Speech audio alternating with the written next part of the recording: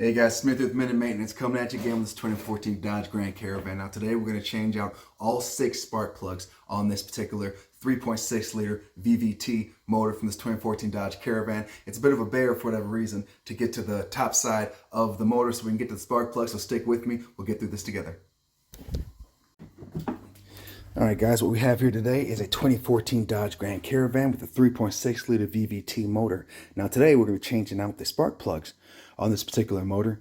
Now I know what you're thinking, hey, where are the spark plugs at? They're hidden. Yeah, well, Dodge is the bit jerks, and they decided they wanted to make spark plugs a little extra to get to, so we're going to go ahead and take care of that. First things first, let's remove this fancy protective cover they got here. It just comes right up. Let's pull right up. There's just nothing but some pressure clips holding it in place, nothing special. Go ahead and set it off to the side. And do you guys see the spark plugs now? Yeah, I don't either. Looks like we got to take off this top end plastic. I don't know what this is. The intake, possibly intake plenum. We'll go ahead and get that removed, find the bolts to get that taken care of, and we'll work this out together. Alright guys, so on this 2014 Dodge Grand Caravan, looks like we got a bunch of bolts sitting here along the outside, holding this intake plenum in place. They appear to be 5/16. Now I know what you're thinking, why are the spark plugs buried underneath of this thing? Why can't we just get to it on the sides or on the top of the motor like every other engine ever built? And I believe it was an old Dodge saying. I know it's a saying where I come from. It's probably where you come from as well. The old Dodge saying of, why make it easy when we can make money? I think that's probably their motto if I had to guess. So we got bolt number 1 here. Now I don't know if these bolts are all going to be identical lengths. And so what I'm going to do is when I take one out, I'm going to go place it over on my workbench in the specific pattern that I had taken them out in. That way they go back in the exact same location they came out. Alright, so we got number 1. We're off to number 2, back behind there. Then I see a number 3 back over there. And we're just going to try to work through these as easily as we can together. Now before we go any further, looks like we're going to have to do a few things, like remove this particular breather tube here. Get that up out of the way. Set that right there for right now. Take off this back clamp right there. Loosen that guy up from the air filter and remove that off the intake as well. Alright, once you get loosened up, let's go ahead and pull it right off. Now, let's try to push out of the way so we can get to that bolt right there. There we go. Alright, next up, let's go ahead and try to get that cat out of the way. Right there, and we got that bolt right here. Loosen up.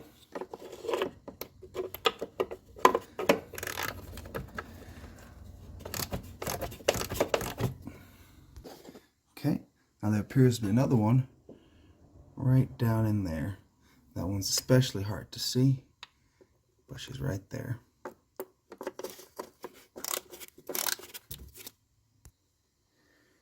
Alright, next we got 2 more bolts down underneath here, underneath the radiator hose.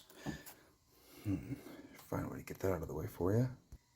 Alright, so I went and pulled this clamp apart with a screwdriver, opening it up so I can take the radiator hose and sit it on top. I'm going for this bolt guy right here. Whoops, go over here. That nut there, and that nut there. Alright, now of course it's not 5/16 because it would only make too much sense to have it be the same size as everything else we're taking off for this exact same piece. But these are 10 millimeter. So 5/16 we've been using so far. Now they want us to switch all the way over to 10 millimeter. Loosen up that nut. Hopefully I can get in there and finish it by hand. Alright guys, looks like we have another 10 millimeter nut right back here behind this particular wiring harness. It's just clamped on right there. So I'm going to pull that clamp. Give us a little bit more room there. Let's go and take this, loosen up this nut. Now they got some more light in here, guys. Look straight down in there, in that well there. Gosh, I wish this lighting was better. Should be able to see I got a couple more of these 11/32 bolts to get. Let's back up here, overhead view, right down in that well hole there, and in that well hole there. Okay, right down in that hole there.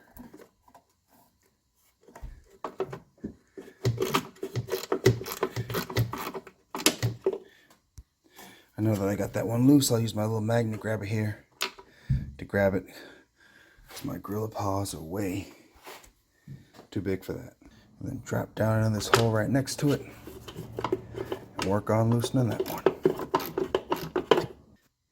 Alright guys, and last but not least, this black box back here, you really got to give it a nice little tug on the back.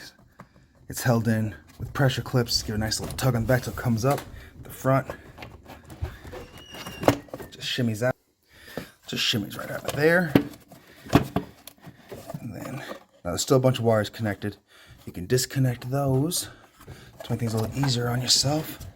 But what we want is just to get that guy out of there. All right, now that we shimmied that out of the way, what we do is we can get to that final bolt right there. Like that right there is the last one, giving us a headache today. Thank you again, Dodge.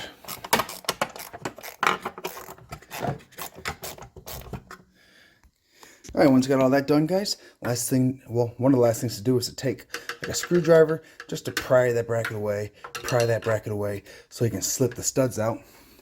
And then right underneath here, guys, right underneath this sleeve, we should have ourselves another hose. Let's go ahead and push that off. Sometimes there's a clamp. This one doesn't have one. Get that out of the way. And that should be. And there's one more thing somewhere. Feel that resistance? There's something giving us resistance in this back corner here. Oh, there it is. One more nut, guys. One more. Right back here. Let's see if I can get this out of the way. See more fingers there. Right back there. One more 10mm nut. All right, I got that last nut, and now she just slips up and out of the way. Now, as you can see, I still have all this wiring and hosing connected back there. I'm doing that because I still have all my access to right back here. 1, 2, 3 coil packs and spark plugs. And look at this. 1, 2, 3 in the front. Last thing I want is to be disconnecting wiring harnesses and having snap, removing vacuum lines and having those break, because these things get dry and crusty and crunchy and they break. Or more importantly, I take something off and don't forget to put it back on. So I'm doing this because this is going to function just fine for me. Let me go ahead and get this little shimmy out of the way a little bit more, and let's start working on these front 3 spark plugs.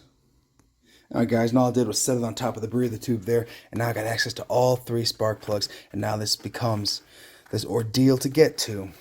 Becomes your standard spark plug change. You'll see we got our bolt there holding the coil pack, bolt there holding the coil pack. Let's go ahead and get those coil packs taken off and get to those spark plugs. And this looks like this might be another 10mm situation. Well, at least that's convenient. Let's go ahead and get those coil packs off, 10mm. All right, guys, again, 10mm. And once you get those bolts removed, just go ahead, pull straight up, and the coil packs come right off. And right down inside that well, guys, our first 3 front side spark plugs. All right, and it looks like 5/8 spark plug socket, meaning it's got a rubber boot. Don't know if you can see that down in there to grab a hold of the spark plug and help it get removed a lot easier. All right, and there we go. Right there. All 3 spark plugs pulled off from the front. Let's go ahead and check our gap on the new spark plugs and get those put in. All right, guys, I'm back here at my bench. Now, what you want to do before putting any spark plug is you want to check the gap. And what that means is you look up your factory recommended gap between this big bar at the top and this small electrode at the bottom. And the one for this vehicle is 0.44. So you buy yourself a spark plug gap tester. They're only I've seen them from 50 cents to $1 at any auto parts store.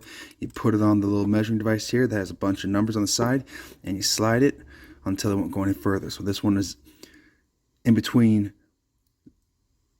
0.35 and 0.4. I want 0.44. So I'm going to bend up on it just a little bit to open up the bar. Almost there. Bend up a little more. Perfect. Right where I want to be. You want to do that to every spark plug that is going to go inside your engine. That way the spark plug and your engine are in synchronicity and there's enough spark to light the fuel to get your engine the top performance possible. And now install is just the reverse. Go and slide the spark plug down in there. Start it by hand. And then when I do this, I like to very gingerly place the spark plug back into the spark plug socket. Because of that rubber boot, it tends to grab really hard. If you push it in there all the way, the new spark plug, and put it in your cylinder and twist it in, when you go to remove your tool, what'll happen is the socket will pop off. The socket will stay in the cylinder with your spark plug, and then your wrench or your extension will be out with you. And now how do you get that socket back out of there? You gotta go back in there and remove everything. So I very gingerly put it in there, and I use a regular 5/8 non-booted socket to finish it off. And then now for the regular non-booted, so I can actually cinch her down and make sure she's nice and tight.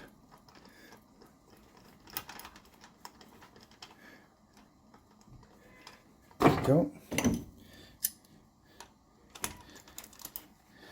Nice and tight, and the whole tool comes out with me. We'll do that 2 more times. Alright, now that we've got our spark plugs back in there, we just go ahead and put the coil packs all back in, give them a push, we'll get our bolts and get those put back in there as well. Alright, and there you go, guys. We got all 3 front spark plugs changed. Now we can go ahead and get this resituated so that we can have access to the back. So I'll go ahead and put the plenum, and I'll put it back where she needs to be in the front, and I'll move the back breather box out of the way, work some angles so that I can get to those back 3 spark plugs. All right, I went ahead and I shifted this black box to the front, and then now I got access to 1, 2, and then back over there, number 3. Same thing as we did to the front. We're gonna loosen up these bolts in the back, pull the coil packs out, and yank those spark plugs out. No need to watch them do it again. You just saw me do it. This one seems to be a lot more spacious, though. Should be able to knock this out real fast. All right, guys, we're in the home stretch. Got all 3 back spark plugs put in. Now all we gotta do is just reverse everything we had done. Go ahead and take this cat here. Now remember, if you didn't disconnect that wire like I didn't, because that was my choice to do so. All right, if you guys want to go through and disconnect all these wires and stuff, I completely understand the thought process on it. Like I said, it's just such a jumbled mess back there. I didn't want the risk of forgetting to put something, reconnect something. So I'm gonna go ahead and put that back in, slide that front part underneath that bushing there. You see that? Just slides right underneath that bushing there.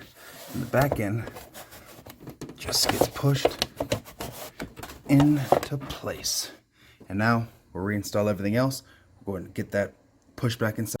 All right, before reseating this black box into that there, make sure you go ahead, guys. Oh, truck driving by. And reinstall all your bolts. See this one right there? Goes back behind here. So before this thing can be fully seated, let's go ahead and make sure we bolt down all our bolts here on the intake.